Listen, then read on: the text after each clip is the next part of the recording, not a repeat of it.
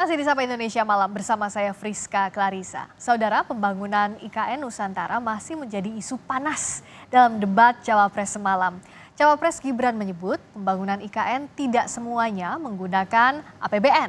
Cawapres Mahfud MD mempertanyakan belum ada investor yang masuk ke IKN, sementara Cawapres Muhaimin menekankan bahwa IKN belum jadi prioritas utama. Tidak semuanya harus menggunakan APBN. Contoh IKN, banyak yang gagal paham. Tidak 100% pembangunan IKN itu menggunakan APBN. Yang digunakan hanya 20%. Sisanya adalah investasi dari swasta dan investasi dari luar negeri. Ini yang banyak yang gagal paham. Tapi tadi saya tergelitik, anggaran untuk IKN itu hanya 20% dari APBN dan sisanya dari investor. Sejauh yang kita baca, sampai sekarang belum ada satupun investor yang masuk ke sana. Coba kalau ada sebutkan misalnya 2 atau 1 gitu, investor mana yang sudah masuk ke sana? Saya setuju bahwa yang paling penting bukan soal infrastruktur dulu atau SDM dulu. Yang paling penting dari ini adalah kemampuan membaca skala prioritas. Seluruh proyek-proyek besar yang ambisius, ini IKN sebagai salah satu contoh saja, itu kalau hanya mengandalkan APBN hampir 500 triliun. Padahal 1% saja dari 400 sekian triliun itu untuk bangun jalan seluruh Kalimantan beres. Membangun seluruh kota-kota di Kalimantan beres. Dan yang paling penting infrastruktur yang untuk SDM 3% aja dari seluruh anggaran IKN itu bisa membangun sekolah dengan baik di seluruh Kalimantan. Itu contoh kemampuan mengambil skala prioritas. Oleh karena itu skala prioritas sangat penting. Saya ingat sekali Gus Muhaimin dulu sempat ikut meresmikan dan potong tumpeng di IKN. Ini gimana? Ini nggak konsisten. Dulu dukung, sekarang nggak dukung karena menjadi wakilnya Pak Anies yang mengusung tema perubahan. Sekali lagi Gus, mohon maaf, IKN ini bukan hanya membangun bangunan pemerintah, tapi juga sebagai simbol pemerataan pembangunan di Indonesia, sebagai simbol transformasi pembangunan di Indonesia. Dan untuk menanggapi Prof. Mahfud, Prof, mungkin nanti setelah pulang dari debat bisa di Google, sudah banyak yang masuk. Mayapada, Agung Sedayu, dan nanti akan tambah lagi mungkin setelah Pilpres karena mereka pasti akan wait and see melihat stabilitas politik di Indonesia. Terima kasih Prof. Masih soal isu perkotaan dalam debat semalam, Cawapres nomor urut 1 Muhaimin Iskandar mengungkap soal pembangunan 40 kota baru yang selevel dengan kota Jakarta. Cawapres Gibran heran Muhaimin tak setuju IKN tapi ingin bangun 40 kota seperti Jakarta. Sementara Mahfud MD mempertanyakan pembiayaan pembangunan 40 kota selevel Jakarta. Pembangunan perkotaan harus dibikin merata di berbagai tempat. Kami memiliki satu tekad bahwa di dalam pemerintahan yang akan datang minimal harus dibangun 40 kota baru yang selevel dengan Jakarta. Dengan kemampuan menampung jumlah penduduk, memberikan sarana dan prasarana yang memadai, sekaligus kemampuan untuk terjaganya lingkungan yang memungkinkan untuk sehat. Gus Muhaimin ini agak aneh ya. Pengen bangun kota selevel Jakarta tapi nggak setuju sama IKN. Tapi ya monggo lah ya, nggak apa-apa. Ya Imin, saya agak kaget juga mau membangun 40 kota selevel Jakarta. Ya, apa itu bisa dilaksanakan 5 tahun Bapak menjadi presiden dan wakil presiden? Berapa kota dalam 5 tahun? Ini IKN aja sudah puluhan tahun baru dilaksanakan. Itu pun yang investasi baru dalam bentuk janji, belum ada yang melaksanakan. Nah gitu kan. Lalu saudara 40, luar biasa menurut saya, 40 kota selevel Jakarta yang sudah metropolitan seperti itu.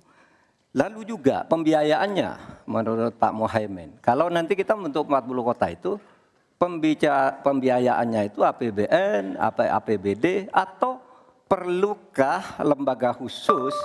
Yang saya sampaikan seperti Jakarta itu memiliki standar upaya sampai menuju Jakarta. Di mana tentu kota-kota yang potensial cukup disentuh dengan beberapa anggaran yang menumbuh kembangkan. Misalnya Pontianak, 1 tahun cuma 1 triliun. Bagaimana kalau 1 tahun kita bisa investasikan pengembangan kota hingga 3 triliun, 5 triliun. APBN kita cukup.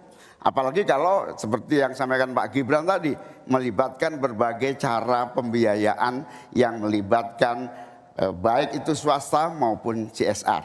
Jadi apa yang saya sampaikan selevel Jakarta itu target utama. Tetapi yang lebih penting dari itu adalah infrastruktur yang dibutuhkan dipersiapkan dari potensi yang sudah ada. Sehingga dalam waktu singkat kota-kota 40 kota itu benar-benar sudah menggunakan potensi yang sudah dimiliki yang ada. Pembangunan IKN dan 40 kota selevel Jakarta memicu perdebatan antar cawapres di debat semalam. Tentu belum semua jawaban tuntas di debat semalam. Kita akan perdalam isu ini bersama ketiga perwakilan dari tim pemenangan Capres-Cawapres. Hadir di studio Kompas TV anggota Dewan Pakar Timnas Anies Muhaimin Zulfikar Amir. Selamat malam Mas Zulfikar. Selamat malam Mbak Friska, apa kabar? Kabar baik, apa kabar Mas? Baik. Dan juga sudah hadir lewat sambungan Zoom, juru bicara TKN Prabowo Gibran, Putri Komarudin. Mbak Putri, halo, selamat malam. Assalamualaikum warahmatullahi wabarakatuh. Selamat malam Mbak Friska dan Pak Mantri dan juga Bang Zulfikar. Waalaikumsalam warahmatullahi wabarakatuh dan juga Wakil Sekretaris TPN Ganjar Mahfud Sumantri Suwarno. Pak Sumantri, selamat malam. Selamat malam semuanya. Selamat malam, terima kasih sudah hadir semuanya. Saya ke Mas Zulfikar dulu nih. Ya. Sebenarnya gimana sih konsepnya dari yang disampaikan oleh Gus Muhaimin? Membangun 40 kota, targetnya selevel Jakarta, tapi menolak IKN.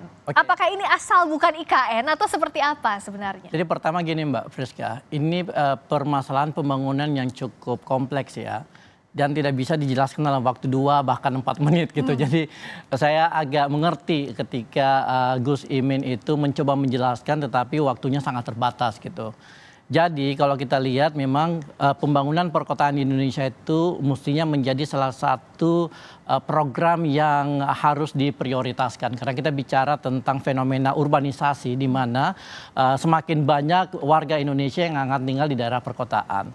Nah kalau kita merujuk pada satu keputusan Presiden tahun 2008, ada yang namanya Pusat Aktivitas Nasional di mana ada sekitar 40 perkotaan di Indonesia yang diidentifikasi sebagai sumber pertumbuhan baru.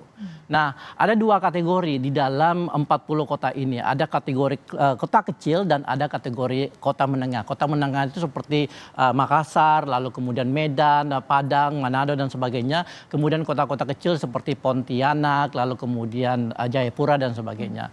Nah, 40 kota ini menjadi sebuah program framework kita, kerangka kita yang kita sebut sebagai Urban Redevelopment Program. Program pembangunan kota-kota yang sudah ada. Ya. Tapi kemudian tentu kita harus membuat 2 kategori di mana kita akan memberikan prioritas kota-kota yang penting kita angkat dulu. Nah disitulah ada 14 kota yang masuk dalam daftar kita. Jadi saya perlu klarifikasi, ada 40 kota yang akan kita bangun dalam jangka panjang, lalu kemudian ada 14 kota yang kita akan berikan prioritas. Pembangunan kembali itu tadi. Betul, redevelopment supaya mereka bisa menjadi sentra-sentra pertumbuhan baru. Nah, 90 triliun dari APBN yang dialokasikan untuk IKN itu bisa dipakai untuk membangun 14 kota ini secara merata. Dan kita akan memberikan subsidi agar kota ini mampu membangun 5 jenis infrastruktur. Oke, baik. Jadi tadi untuk pemerataan pembangunan saya sampai situ dulu ya Mas Zulfikar. Ya Mbak Putri, kalau dengan konsep ini apakah lebih bisa ditangkap atau sebenarnya masih nggak masuk di TKN? Ya, kalau saya rasa karena memang IKN itu sesuatu yang sudah menjadi produk hukum, kita tahu sudah ada undang-undangnya dan pada saat ini juga sudah progresnya kita bisa lihat kemarin pada saat Pak Jokowi berkunjung ke sana dan juga Badan Otorita IKN kemarin juga menyampaikan bahwa sudah banyak sekali progres pembangunan yang berjalan, sudah 40% dan sampai dengan tanggal 20 Desember kemarin total investasi untuk IKN sendiri itu sepanjang tahun 2023 sudah mencapai sampai dengan 41,4 triliun rupiah dan dalam 3 rangkaian groundbreaking yang telah dilaksanakan di sana. Jadi kalau ada anggapan misalnya akan lebih baik anggaran APBN itu dipakai untuk menyempurnakan 40 kota, apakah memang ibu kota baru kita IKN ataupun Nusantara nantinya itu tidak berhak untuk dibangun, apalagi prosesnya sekarang sudah berjalan dan tentunya akan mubazir gitu kalau tidak kita lanjutkan, apalagi sudah ada produk hukum yang mengikat yang menjadi landasannya. Kalau misalnya kemarin disampaikan belum ada investor yang masuk, kita juga kemarin sudah dengar sendiri dari Mas Gibran bahwa sudah banyak investor yang masuk, misalnya pada tahap groundbreaking pertama kita tahu ada 10 perusahaan yang dinamakan Konsorsium Nusantara. Di situ mereka juga ada yang membangun rumah sakit, ada yang membangun apartemen, perumahan. Terus kita juga tahu sudah masuk juga pembangunan sarana prasarana olahraga kerjasama PSSI dengan FIFA dan ada juga Pertamina dengan Sustainable Energy Center-nya. Kalau tahap 2 kita tahu udah semakin banyak lagi yang masuk dengan total investasi 13,1 triliun, yang tadi tahap 1 sudah 23 triliun dan tahap 3 mendekati 10 triliun dan ini malah investor lokal. Jadi ada salah satu PT dari Kalimantan Timur yang sudah berkomitmen untuk investasi dan juga sudah groundbreaking. Jadi kan ini menunjukkan bahwa wacana IKN ini bukan hanya sekedar wacana dan sudah berjalan dan saya yakin kalau misalnya dilanjutkan ini bisa memenuhi semua janji yang kita ingin capai dengan pembangunan ibu kota negara baru gitu. Dan tentu pemerataan pembangunan ini kan menjadi salah satu yang direpresentasikan oleh pembangunan IKN. Oke, kalau Pak Sumantri tadi Mas Zulfikar bilang bahwa ada redevelopment, ada juga nanti jangka panjangnya membangun kota baru itu. Tapi Mbak Putri juga sudah menjawab tadi soal kekhawatiran Prof Mahfud kemarin soal investor ini sudah ada juga kok. Tapi kalau dari sisinya Ganjar Mahfud, apa konsep IKN yang berbeda dari masing-masing pasangan yang lainnya? Oke, yang pertama-tama adalah kita tidak boleh membangun proyek-proyek skala besar, apalagi mercusuar seperti pemindahan IKN dengan motif-motif non-kebangsaan.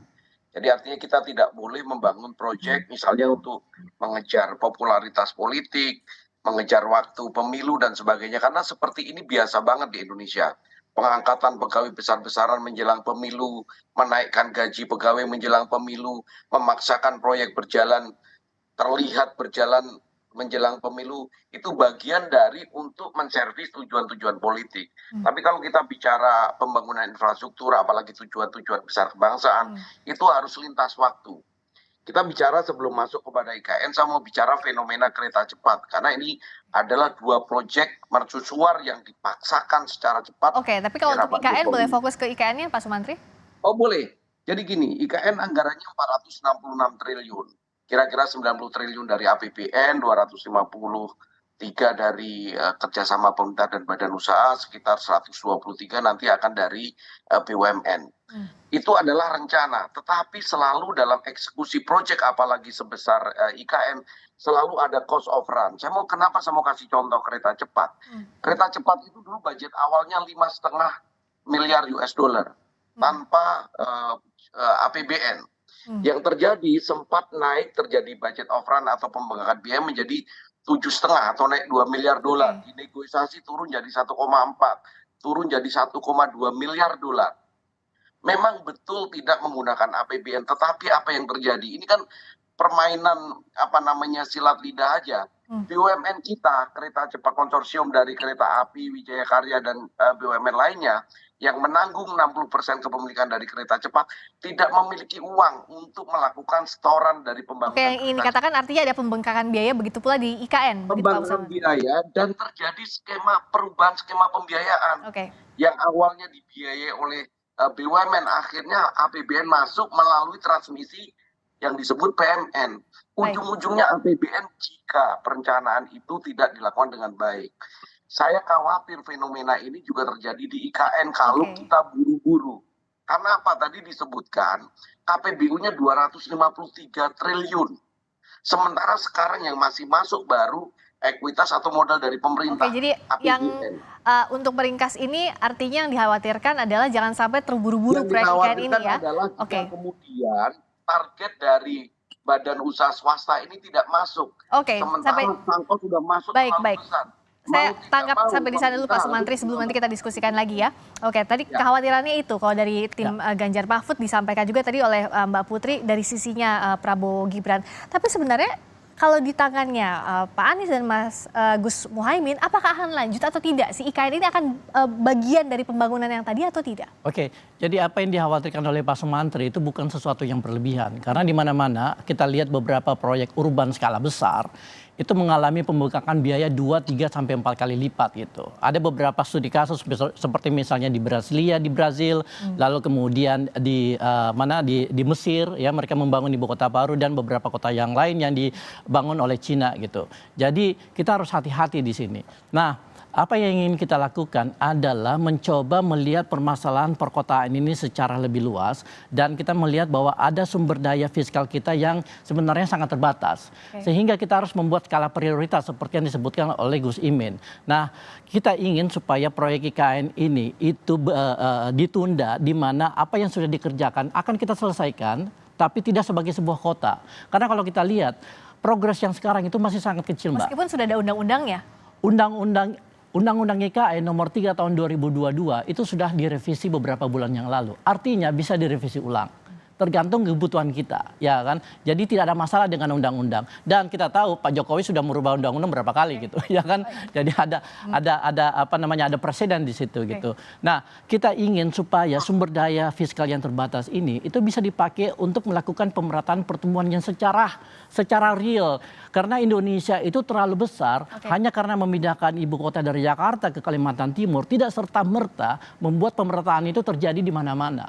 Dan karena itu apa yang ingin kita lakukan adalah menggunakan biaya yang direncanakan untuk membangun ibu kota lalu kemudian disebar ke kota-kota yang sudah ada sehingga masyarakat yang berada dari Sabang sampai Merauke itu merasakan manfaat dari pembangunan kota-kota ini. Oke, singkat masing-masing untuk Mbak Putri dan Pak Sumantri.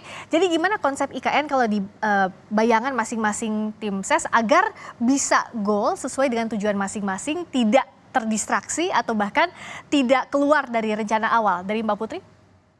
Ya, tentu kami dari Paslon 02 kami sangat berkomitmen untuk melanjutkan pembangunan IKN karena tentu ini sangatlah penting bagi investor kita karena mereka juga butuh kepastian dan mereka pasti juga wait and see dengan situasi politik kita pada saat ini. Apakah nanti ketika ada presiden atau wakil presiden yang baru proyek IKN ini akan dilanjutkan atau tidak. Dan perlu kita pahami tadi yang sudah disampaikan juga oleh Pak Sumantri yang namanya proyek sebesar ini kan bukan proyek Roro Jonggrang yang pastinya akan membutuhkan banyak waktu. Jadi IKN ini memang memerlukan total pendanaan sebesar 466 triliun, tapi yang sudah disampaikan Mas Gibran juga hanya 20%-nya dari APBN sekitar 89,4 dan sekarang pemerintah sudah mengalokasikan 77 triliun untuk proyek IKN ini sehingga selebihnya nanti akan kita cari melalui mekanisme KPBU, swasta dan juga investasi lainnya.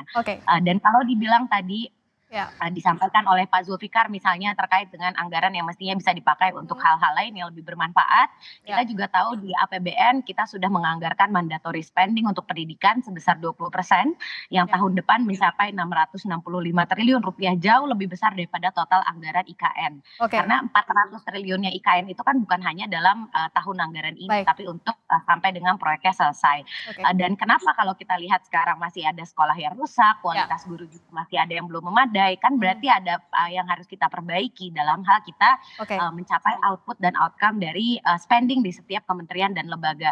Jadi yang saya rasa harus kita lakukan yaitu adalah bukannya relokasi prioritas kita, tapi justru memperbaiki bagaimana kita menggunakan anggaran di setiap kementerian dan lembaga supaya bisa tepat sasaran dan bisa langsung mencapai masyarakat.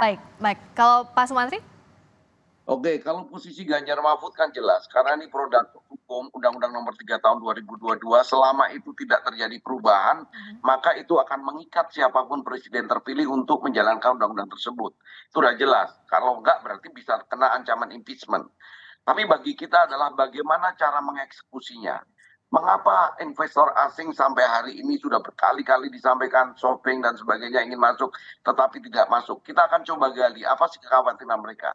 Saya bisa menduga salah satu kekhawatiran mereka adalah satu terkait ada proses transisi politik, tapi juga ada posisi mereka khawatir dengan kepastian hukum. Kepastian hukum ini penting karena kalau kita investasi angka besar, masif, dan dalam pengembalian waktu yang lama mereka ingin mendapat jaminan bahwa tidak terjadi perubahan kebijakan nasional terkait ibu kota negara ini, termasuk kebijakan-kebijakan bisnis yang mengatur investor, satu. Baik. Yang kedua juga kemudian tidak ada proses-proses yang membebani investor. Banyak sekali kejadian investor mau datang bawa uang, alih-alih dibantu mereka justru dikenakan pungutan ini itu di awal. Hal-hal seperti ini menurut saya menjadi concern dari Ganjar Mahfud untuk kita bereskan. Begitu terpilih, kita akan undang kembali potensialis dari investor asing untuk kemudian kita duduk bersama. Karena kalau kembali kepada investor dalam negeri, ini jeruk makan jeruk. Investor dalam negeri pakai perbankan nasional itu lagi-lagi akan menyebabkan terjadinya realokasi dari kredit dalam negeri kita. Kira-kira. Baik, terima kasih atas perspektifnya Mas Zulfikar, Mbak Putri, juga Pak Sumantri. Tentu siapapun nanti yang terpilih ini harus direncanakan secara matang agar tidak hanya sebagai kredit politik tapi betul-betul untuk kepentingan bangsa dan negara. Terima kasih banyak sekali lagi waktunya. Selamat malam, sampai jumpa lagi.